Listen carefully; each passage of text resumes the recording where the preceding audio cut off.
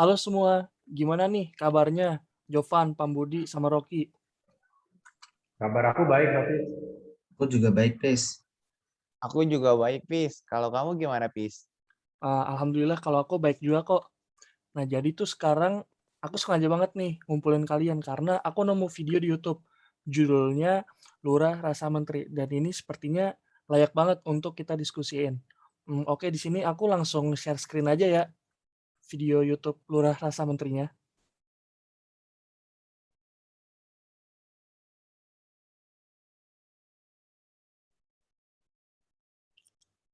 Lurah Rasa Menteri.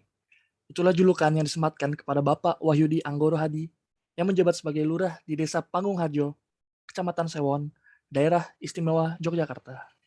Kecermatan dalam pengelolaan di tingkat pemerintah desa dan konsistensi dalam menuangkan inovasi membuat beliau dijuluki Lurah Rasa Menteri. Berbagai dobrakan berbasis kultural secara kolektif menjadi fondasi yang diimplementasikan oleh beliau. Tanpa perlu berlama-lama lagi, mari kita bahas lebih lanjut dari sudut pandang sistem pengendalian manajemen. Nah, jadi kita udah nonton bareng-bareng kan nih video Lurah Rasa Menteri.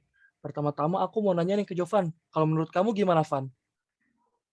kalau menurut aku kayak gini, Pit.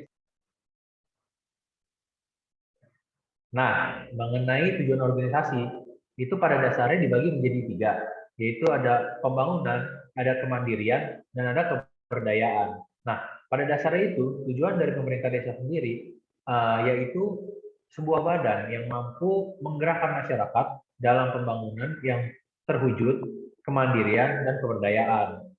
Nah, ketiga, pada administrasi pemerintah desa juga terbentuk adanya proses kegiatan atau rangkaian kegiatan. Pada video tersebut menjelaskan bahwa Bapak Lurah membuat beberapa organisasi atau unit desa yang pastinya untuk membantu masyarakat itu sendiri dalam menjalani kehidupan sehari-hari. Secara umum dan keseluruhan, Pak Wahyudi Anggoro Hadi selaku Lurah melakukan pembenahan pada pemerintahan desa demi meningkatkan efektivitas pelayanan kepada masyarakat. Karena sebelumnya pemerintah desa sendiri dianggap kurang menjalani kewajibannya dengan baik. Pak Wahyudi juga membentuk organisasi atau unit desa agar mendapat simpati dan dukungan dari pemerintah desa.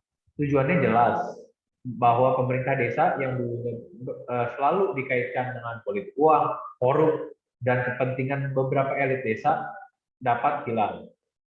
Nah, Pak Wahyudi Anggoro Hadi juga membangun unit desa agar masyarakat yang terbantu lebih luas dan mendetail sesuai dengan program yang sudah dibuat. Misalnya, program bagi ibu hamil yang mendapatkan pelayanan kesehatan gratis dari puskesmas yang bersangkutan. Ada juga program yang mempekerjakan seorang preman yang di daerah asalnya pun ditolak, namun pada badan pemerintahan desa bisa mendapatkan kesempatan kerja. Nah, kita masuk ke poin yang kedua, ke strategi yang digunakan. Pada dasarnya itu strategi yang digunakan, yang pertama itu ada melakukan pembenahan yang fundamental. Maksudnya adalah pemerintah desa atau perangkat desa yang dulu kesannya tidak efektif dan efisien dapat diubah sedikit demi sedikit agar bisa melakukan kegiatan yang terstruktur dan sistematis agar dapat membangun dan mengayomi masyarakat yang lebih luas. Nah, poin kedua itu ada membuat unit desa. Pembuatan unit desa pastinya ditujukan untuk melakukan program-program yang sudah terstruktur dan bisa sesuai dengan tujuan serta mendapatkan dukungan dari pemerintah desa pula. Nah, untuk poin ketiga adalah memberikan contoh bagi perangkat desa. Melalui dialog Pak Wahyudi Anggoro Hadi, menceritakan kalau beliau datang ke kantor paling awal dan pulang paling akhir, serta melakukan pekerjaan secara efektif dan efisien sesuai sebagaimana seharusnya. Nah, untuk poin keempat, mencari simpati dan dukungan dari unit desa. Melalui dialognya juga, Pak Lurah ini menceritakan kalau hanya ada 2 orang yang mendukung kebijakannya dan kebanyakan itu menolak serta sehingga menjadikan tindakan Pak Wahyudi Anggoro Hadi sebagai taruhan. Nah, untuk poin terakhir adalah melakukan kegiatan secara terstruktur. Sebelum melakukan sebuah kegiatan atau membentuk sebuah organisasi, Pak Wahyudi ini cenderung lebih dahulu melakukan survei lapangan dan realita yang terjadi sehingga program yang dilaksanakan organisasi dapat sesuai dan tepat sasaran. Nah, kalau menurut aku kayak gini nih, Pis. Untuk kultur yang dibangun oleh Pak Wahyudi di video itu yang pertama ada menjelaskan bahwa dia berusaha menghilangkan politik uang. Nah, politik uang yang dimaksud di sini adalah mengeluarkan uang dalam rangka untuk mempengaruhi perolehan suara atau mendapatkan keuntungan tersendiri dengan cara memberikan uang dalam jumlah tertentu. Nah, lalu untuk selanjutnya itu memberikan contoh baik kepada warga desa. Nah, Pak Wahyudi sendiri memberikan contoh baik dengan membuat dirinya terlihat disiplin sendiri, seperti datang lebih awal, terus membersihkan kamar mandi sendiri, yang dimana awalnya tidak diperhatikan oleh para pegawai lainnya dari pemerintah desa. Nah, tetapi lambat waktu kebiasaan Pak Wahyudi mempengaruhi pegawai lainnya. Nah, yang terakhir, Pak Wahyudi ingin memberikan partisipasi warga desa dengan pemerintah desa, sehingga sering terjadi interaksi antara keduanya melalui BUMDes. Nah, lalu untuk pengendalian manajemennya sendiri itu terdapat dua, yaitu ada pengendalian internal dan pengendalian pencegahan.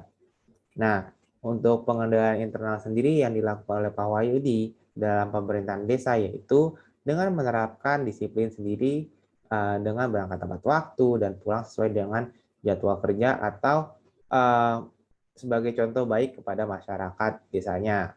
Nah, walaupun pada awalnya cara Pak Wahyudi ini tidak disukai dan terbukti hanya 2 orang saja gitu yang pro terhadap kebijakan Pak Wahyudi, tapi lambat laun pegawainya akhirnya mengikuti kebijakan dari Pak Wahyudi. Nah, untuk pengendalian pencegahan yang dilakukan oleh Pak Wahyudi adalah dengan melakukan berbagai bantuan kepada warga yang dideteksi tidak dapat mengubah keadaan ekonominya selama 10 sampai dengan 12 tahun ke depan. Nah, oleh karena itu banyak warga yang diberikan asuransi pendidikan dan juga asuransi kesehatan. Sehingga banyak warga yang dirasa kurang mampu dapat dibantu oleh pemerintah desa. Nah, kalau menurut aku gini, Pis. Berdasarkan dari penjelasan yang ada pada video, dapat disimpulkan struktur organisasi yang digunakan di pemerintah desa Panggung-Harjo adalah struktur organisasi fungsional. Di bawah struktur ini, sebuah organisasi akan mengelompokkan karyawan menurut serangkaian peran dan tugas khusus yang sama. Jadi dapat disimpulkan bahwa struktur organisasi fungsional adalah struktur organisasi yang terdiri dari orang-orang dengan kemampuan, keterampilan, dan skill yang sama untuk melakukan tugas-tugas yang sama yang selanjutnya dikelompokkan dalam beberapa unit kerja. Nah, sebagai gambaran mengenai struktur organisasi desa dapat dilihat pada layar. Nah, pemerintah desa ini dipimpin oleh kepala desa dan dibantu oleh perangkat desa. Perangkat desa ini terdiri dari sekretariat desa, pelaksana kewilayahan, dan pelaksana teknis. Sekretariat desa dipimpin oleh sekretaris desa dan dibantu oleh unsur staf sekretariat. Sekretariat desa paling banyak terdiri atas 3 urusan, yaitu urusan tata usaha dan umum, urusan keuangan, dan urusan perencanaan. Dan paling sedikit 2 urusan, yaitu urusan tata usaha dan umum dan urusan keuangan. Kemudian pelaksana kewilayahan merupakan unsur pembantu kepala desa sebagai satuan tugas kewilayahan. Pelaksana kewilayahan dilakukan oleh kepala dusun. Kemudian pelaksana teknis merupakan unsur pembantu kepala desa sebagai pelaksana tugas operasional. Pelaksana teknis sebagaimana paling banyak terdiri atas 3 seksi, yaitu seksi pemerintahan, seksi kesejahteraan, dan seksi pelayanan. Kemudian paling sedikit 2 seksi, yaitu seksi pemerintahan dan seksi kesejahteraan dan pelayanan. Masing-masing seksi ini dipimpin oleh kepala seksi.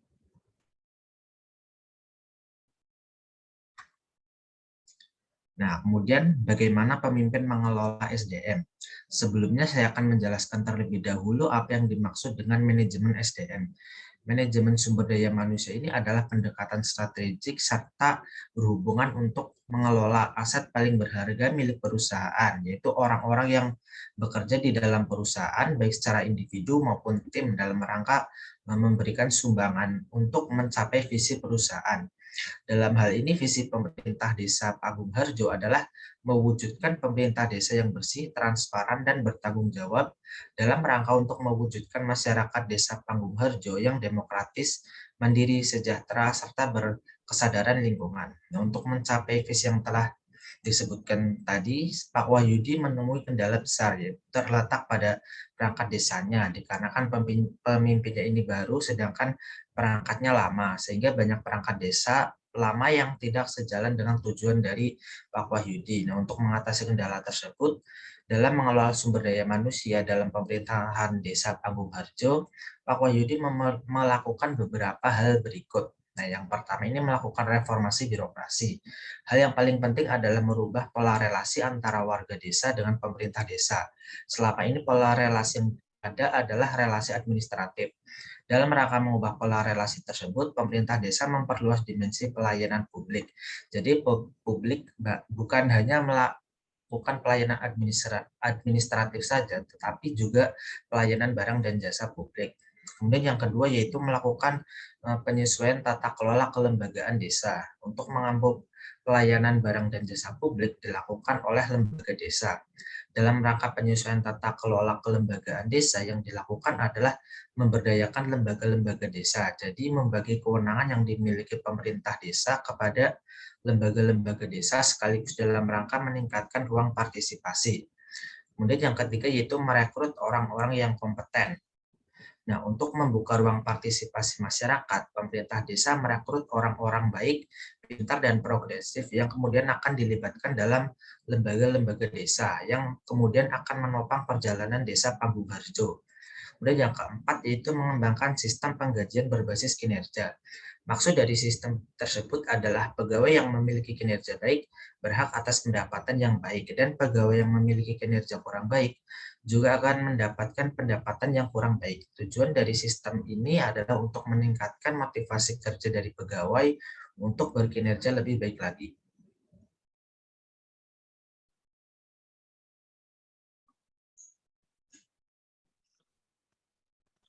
Nah, karena kalian semua udah nyampein pendapat kalian, kalau menurut aku tuh gini nih. Jadi, nilai-nilai yang dianut atau dijadikan pedoman oleh Bapak Wahyudi di masa jabatannya menjadi lurah adalah nilai yang telah mengakar dari hal yang membangun sistem sosial itu sendiri, yaitu adalah nilai kultur dan juga religi. Kedua hal tersebut merupakan dasar untuk membangun terbentuknya integrasi sama manusia. Menurut Bapak Wahyudi, nilai religi dan kultur yang mampu membuat desa tetap eksis dan progresif di situasi apapun. Di masa pandemi COVID-19 ini, desa yang dipimpin oleh Bapak Wahyudi terbukti tangguh dalam menghadapi krisis-krisis yang terjadi di wilayah lain. Eratnya warga dalam bergotong royong menjadi salah satu contoh konkret implementasi dari nilai yang dianut. Segala halangan yang ada mampu diatasi dengan terwujudnya kekeluargaan yang kokoh. Nah, jadi selanjutnya beliau juga menginspirasi banyak hal, tapi langsung saja nih dirangkum ketiga hal utama nih yang menurut kami esensial, yaitu yang pertama adalah persistensi inovasi. Selalu menyelesaikan masalah dengan pemikiran yang membangun. Secara terstruktur, beliau memulai inovasi yang ingin diterapkan dengan mengubah mindset elemen-elemen di sekitar beliau. Terbukti dengan eksisnya badan usaha milik desa yang beliau jabat. Lalu yang kedua, yaitu mengenai konsistensi narasi. Ya, ini berkaitan dengan beliau tidak pernah mengubah pendirian beliau yang mana tak akan pernah menggunakan cara instan dalam mencanangkan perubahan di lingkungan sekitar beliau, seperti yaitu politik uang dan nepotisme. Beliau juga teguh berpendapat bahwa nepotisme harus dilibas dengan mengutamakan kompetensi seseorang.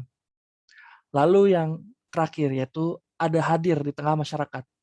Yang dimaksud adalah totalitas dalam pengabdian yang beliau berikan kepada masyarakat.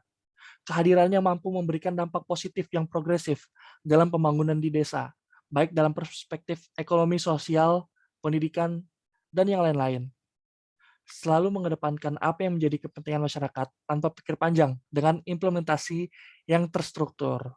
Nah, jadi itu 3 poin yang menginspirasi dari Bapak Wahyudi. Sekian pemaparan dari kami mengenai video Lurah Rasa Menteri dalam perspektif sistem pengendalian manajemen.